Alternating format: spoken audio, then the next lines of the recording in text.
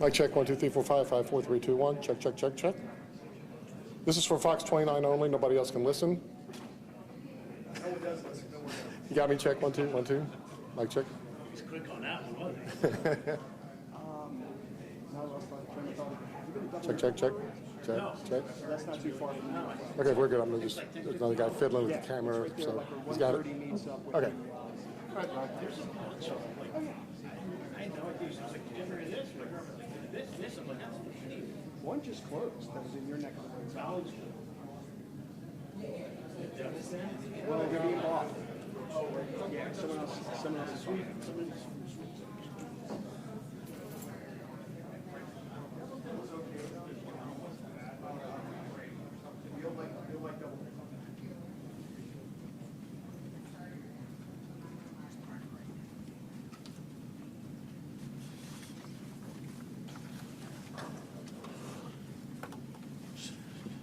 Coming over.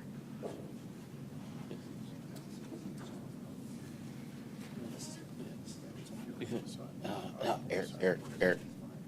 Just have him come over the side. You know, just tell him come to the side. That one's on too. Ah, shit. Just tighten him behind. It's good.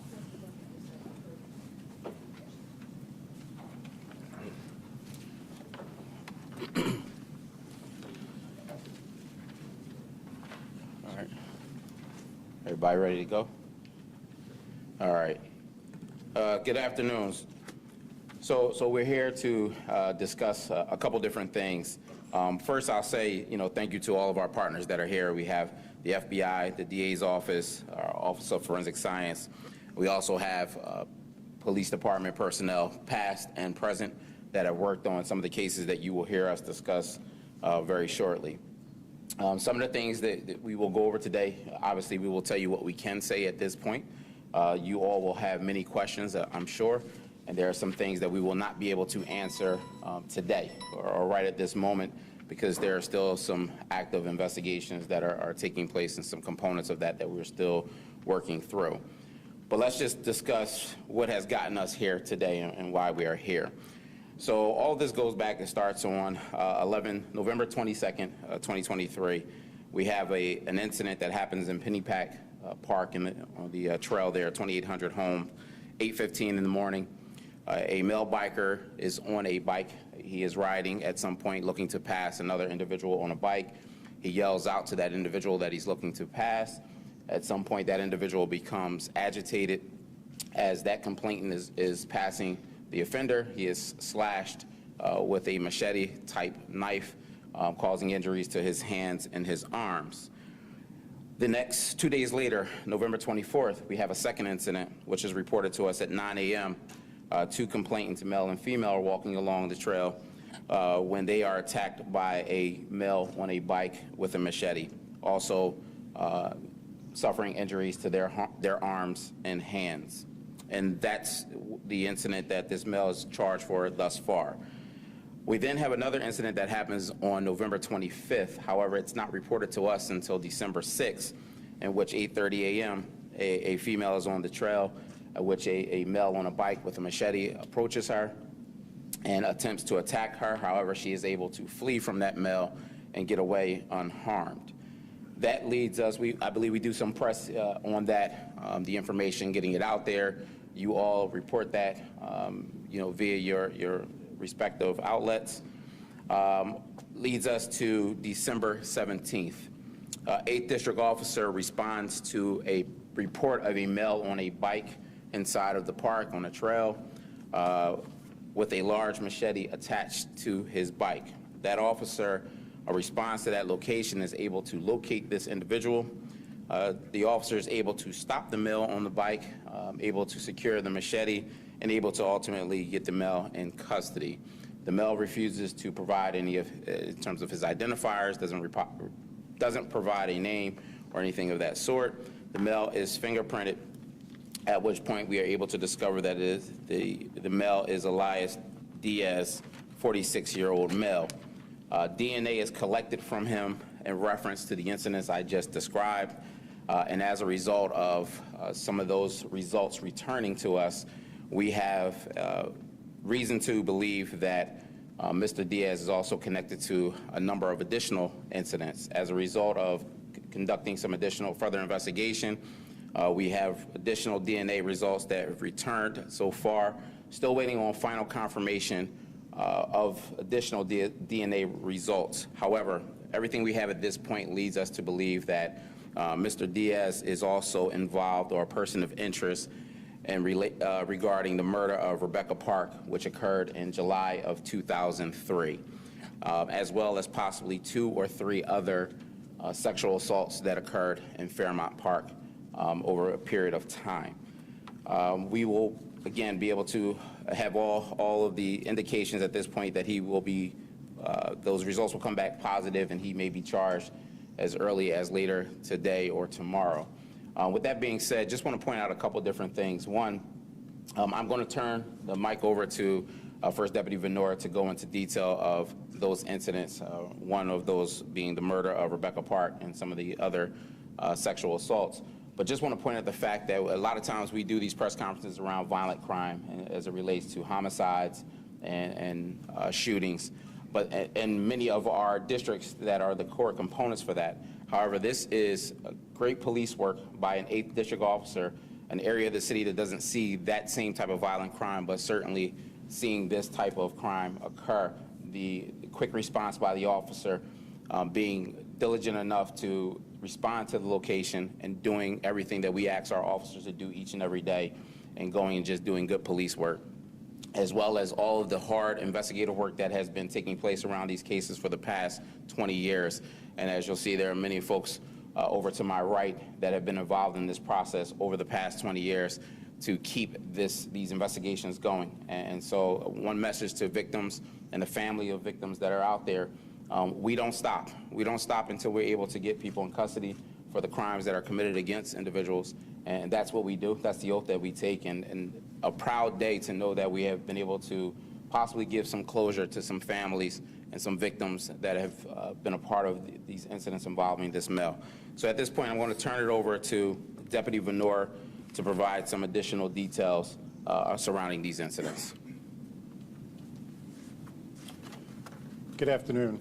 I'm going to give an overview of the pattern, which included 2 sexual assaults, an attempt, and a homicide, which included a sexual assault.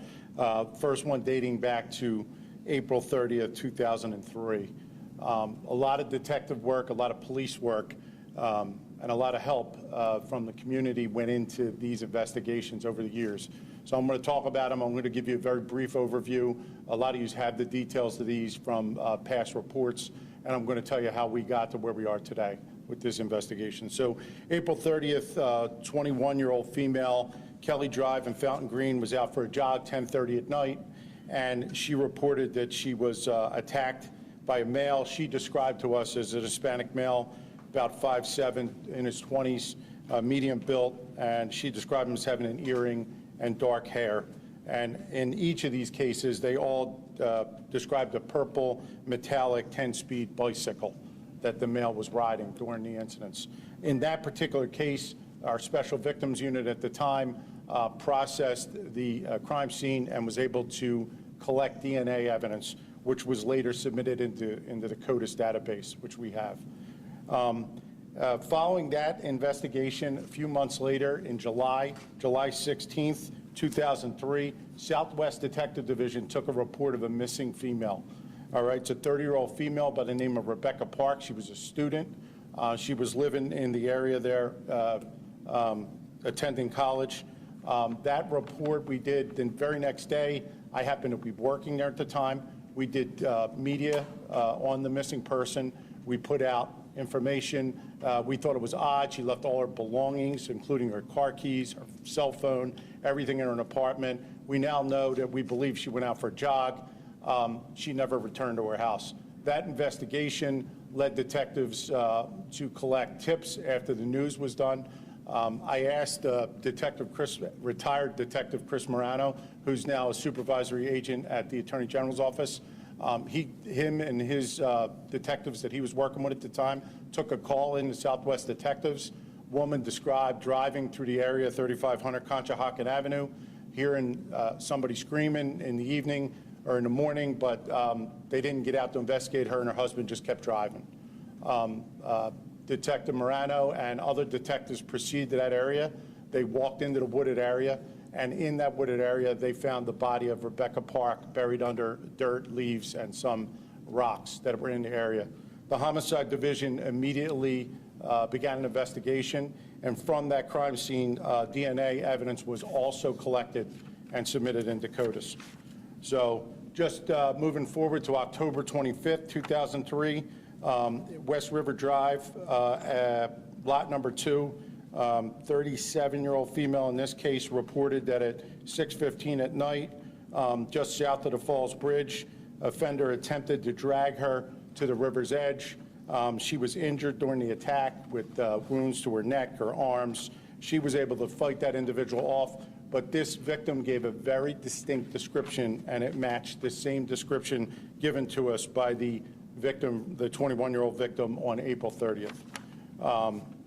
Moving forward, there was really no DNA in that case, but we felt that it fit the pattern because of the description, and it was also an Hispanic male in his 20s, and the time frame was very close to that. Now, all during these incidents, especially where we had the living victims, back then in 2003, we were able to use our sketch artists that we had down in our graphic arts, and the images that you see below were created from, the composite sketches were created from the witnesses that sat down with our graphic arts personnel.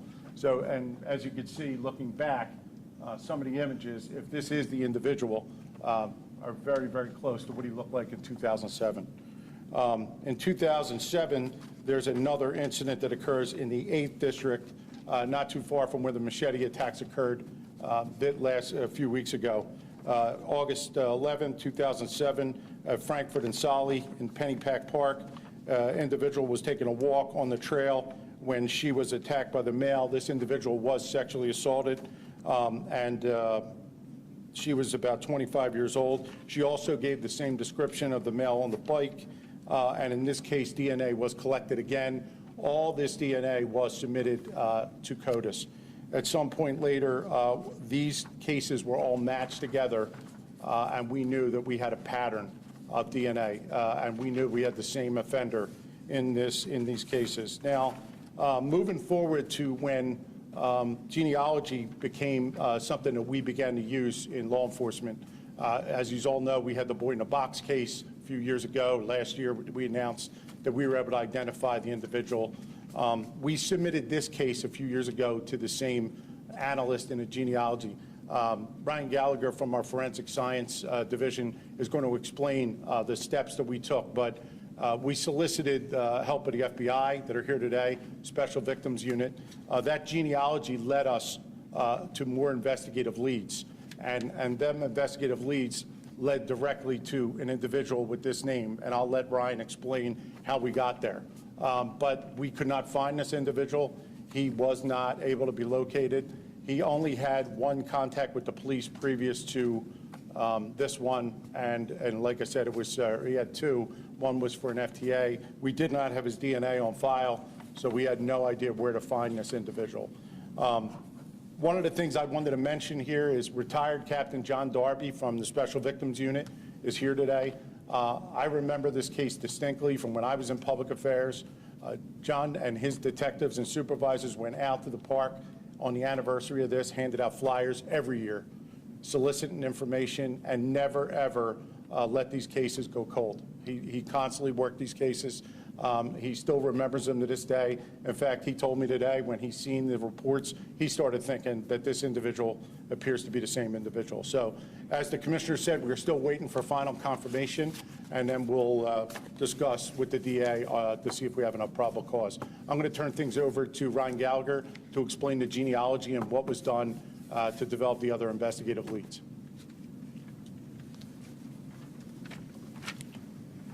Hello, everyone. So with the, as Deputy Venor mentioned, there was CODIS uploads in these cases. All of the cases were linked together, so we knew it was the same unknown individual, and they were uploaded to CODIS. There were no links through CODIS. There still are no links through CODIS, but we were able to use that same DNA that we found at the crime scenes and process it using genealogy. Several years ago, there was a with advancements in the DNA technology, we were able to take a new look at this case to see if there was anything further that could be done. Using DNA from Parabon Nanolabs, we were able to develop a composite sketch of using the unknown male's DNA. This sketch was the DNA composite sketch that was released in August of 2021. While the DNA sketch was one tool that we used, we also continued with the genealogy. Using the public genealogy databases that are available to see if there's any familial links that we could find from this, using this DNA. Working with the genealogy from Parabon, it was identified that there were some distant familial relationships within these databases. The team at PPD continued to run down leads and approach family members in the tree that contained more than 1,000 family members. It was a very extensive tree. The familial links were all over the country and as well in some in Puerto Rico. And at the time of the investigation, there were no clear associations to the Philadelphia area. Continued investigation into the family led to the tree being narrowed down to one particular branch of the tree within one family. As we're working with multiple law enforcement partners, including the FBI, to include or eliminate family members of this family, Elias Diaz was identified as a potential person of interest during this investigation. While this investigation is ongoing, he was arrested. Elias Diaz was arrested, so we knew him by name. Elias Diaz was arrested for these recent aggravated assaults in Pennypark Park. And at this hour, the confirmation into his DNA, as Deputy said, is still ongoing. Thank you. I'll turn it over to DA Krauser. Thank you. So I want to make sure that before I finish my very brief remarks, that anyone who may have been victimized by this offender is able to come forward. Obviously, you can call 911. Please do, whether you're a witness, whether you're a victim, whether you reported it, whether you didn't. Please come forward, call 911, or if you would prefer, if you're more comfortable, you can contact what has generally been known as Women Organized Against Rape. This is a 24-hour phone number, and the number is 215-985-3333. You can also contact Women Against Abuse, 215-686-7082. Whatever you do, though, it is extremely important that we get justice for everyone who has been affected by such a predatory and such a concerning danger to the community. What we have seen here, I think, is an amazing example of diligence on the part of law enforcement, excellent detective work, excellent police work going back years, and going back to a time when law enforcement did not have all the tools that we have now. This case goes back to 2003, and since 2003, this suspect has been riding a bike, and he has been outrunning justice ever since then. Well, something happened around 2021, I believe. But something happened recently when DNA had advanced to the point where this kind of an effort to locate the guy who's living off the grid, doesn't have much of a criminal record, and just keeps delivering harm, almost exclusively to women, but just keeps delivering harm to people. Something happened. Science outran this guy's bicycle. Science got him. And that is a beautiful thing. In the same way that the Golden State Killer was caught in California after an unending sequence of rapes and murders by means of tissue paper, Kleenex, thrown into a trash can that enabled this kind of genealogical research and ultimately brought him to justice in old age. In the same way that happened, it became possible for this case, and law enforcement did an amazing job of seeing the potential to use these tools and follow up. I say this just to make one more pitch. especially at this time when we're making our resolutions. We have some new leadership coming into office in Philadelphia, to make one more pitch that we need to invest in forensic science even more heavily in Philadelphia. We need to give these excellent detectives, all of these great investigators, these great police, we need to give them the tools that they need so they can catch more people like this, so they can close more cold cases, so that we can bring to justice someone who is a menace to Philadelphians, especially to women. We need to have these tools, and I look forward to a new year when we can all work together on that. As for the details of what the DA's office is going to do, obviously we are going to very vigorously prosecute every case that comes from this, but I would like to introduce our Chief of Homicide and Non-Fatal Shootings in the Philadelphia DA's office, and that, of course, is ADA Joanne Pescator, to offer further comment on that. Thank you. Thank you, DA Krasner. Good afternoon. I fully anticipate on charging Elias Diaz with murder and related offenses with regard to the homicide of Rebecca Park that dates back to 2003. I fully anticipate that we will have the results of the DNA before today is out, and I will call in those charges for murder and many other offenses with regard to the case of Rebecca Park. At this time, we'll open it up for any brief questions. Yes. Commissioner, you just helped us a little bit with the timeline. I didn't realize that you guys actually know his name a couple of years ago. Was that during the August of 2021 press conference at SVU where I'm a little... We did not know his name, and again, I'll let Deputy Venora step forward. We just had some additional information, but not his name. No, and I don't know if anybody from the FBI wants to go further with this, but when the FBI this year in April was able to get to that branch that Ryan would talked about, we were able to eliminate people along that branch, but his name came up. However, we had no idea if he was even still living. There was information given to us when we started to search for him, and they started to search for him, that he was in the area of Kensington. Somebody said he overdosed. No one's seen him for a time, so we had no idea where to find him, or if he was living at a residence or was unsheltered. At that point, we could not find him. Sorry, jumping off of that, at the same time, not only was the information about the new age progression images released, but also his mannerisms. Anything with the recent investigation from Pennypark Park, knife in the left hand, anything, did that play into what your witnesses, your complaints from most recently were telling investigators? Well, it's all part of the investigation, but obviously he's on a bike. It's not the same bike. He's got a sharp weapon. I mean, his behavior is the same. So obviously it made us stop and look at this individual. He's 46 years old. He was said to be in his 20s then, so that started to match up. Deputy Commissioner, I remember that when you had talked about, there were some marks that I guess the victims had also talked about. Have you been able to see or view those? I have not, and I'm not going to comment on that until we... And have you talked to him yet? Have you interviewed him? I'm not going to comment on that either. Deputy Commissioner, any sense of where Diaz has been the last 20 years? Any sense that he's I can tell you this. We received some information that he was living in the park there. Crime scene investigators and detectives from Northeast Detectives went out with special victims.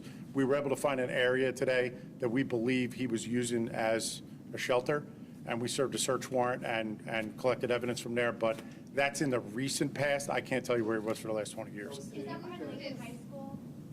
Behind Lincoln High School? Yes. And can you go through his shots here? I think there was 07, and then 15, he was alcohol, was 07 drug-related? Just to point out one thing, because he asked the question as did we know his whereabouts. We didn't know we were looking for this person, all right? And so just to be very clear in that, in terms of it's not as if we had this information knowing who we were looking for. In terms of his 2007 arrest, I believe that was a narcotic arrest. In 2015, that is an FTA from that 2007 narcotic arrest. And then the last one is from the incidents that just occurred. And again, as has been explained in this process, this has been an ongoing process through 20 years that have ultimately led us to today. And so that work hasn't stopped. Well, as you heard the DA, that we're encouraging people to come forward if they know of anything, think of anything, unsure. But that's something we're going to continue to do, is look at every incident that we've had that could possibly, be involving this individual or anything that's closely related. Even you asked the question as to are there similarities. That's something that we do on a regular anyway, but that will definitely be done with this case, just like any other. Commissioner? Yes. Did anybody from the police department or district attorney's office get a hold of Rebecca Park's family, and if so, what was said back and forth? I'm not going to comment on what was said. We found out that our father is now deceased. He passed away last year. We did get a hold of a sibling, and detectives did speak. I'm not going to comment on the conversation. And what about the other victims? At least 2 of them were contacted by detectives, and they're it's part of the investigation. Commissioner, maybe for anybody up there, we've done dozens of stories over the years with information released. Can you talk about the bigger picture here?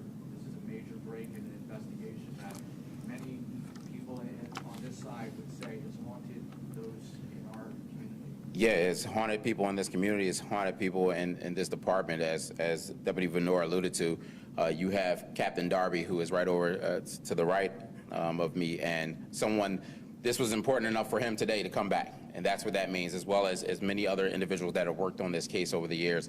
As a police officer, as an investigator, these are the type of cases that haunt you until you're able to bring some closure to it. Just having a conversation on the way up here with someone else, you always want to think about in terms of how can you bring closure to these type of incidents? How can you give the family something? You've heard me say it over and over again. One of the key components of our job is we want to be the fixers, right? Today, we're able to fix something for somebody in the sense of giving them some level of closure. It doesn't bring back, Rebecca Park. It doesn't undo the incidents and the trauma that those victims had to incur. But what it does is it gives them some sense of knowing that there was somebody working along the way the entire time.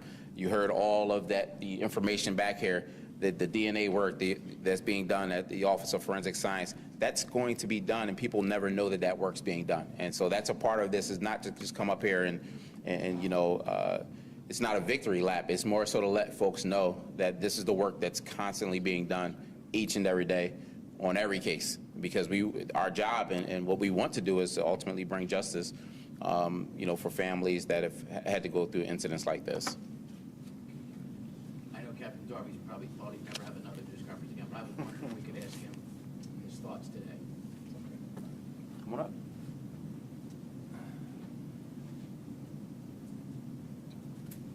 Thank you, Commissioner. It's quite a significant day. I appreciate the opportunity. I'm grateful for the opportunity to stand before you one more time, as I did many times over the years, because I represent investigators, supervisors, certainly in the special victims area, but obviously combined in this particular case. I was assigned to Special Victims Unit. For those that don't know, I'm retired from the police department as a captain. I was assigned to the Special Victims Unit as commanding officer back in 2003, March of 2003. 1 month later, we received the initial report of the attack on the drive, on Kelly Drive. And it wasn't just one. In July, Rebecca Park, a military reservist, was killed by the same individual. We know that now. And a third assault in October of that year. And then 4 years later, this individual surfaces again, this time up in the Northeast, under similar circumstances. I can tell you the interviews of the victims, they were sobering, and the result was, and I'm sure there's many investigators in this room, that when you get cases like this, that they haunt you. Investigators will tell you, they go home, the last thing they think about before they go to bed at night the first thing they think about when they wake up in the morning is cases like these. So the incredible amount of work that was put into this case, it's where we find ourselves today. So there's a powerful message up here and in this room, and that is, one, that we never forget.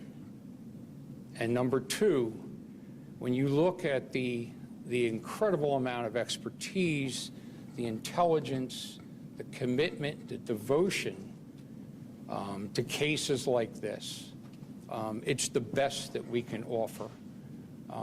As a result, I'm just gratified to be here to share the moment. We have more work to do, obviously.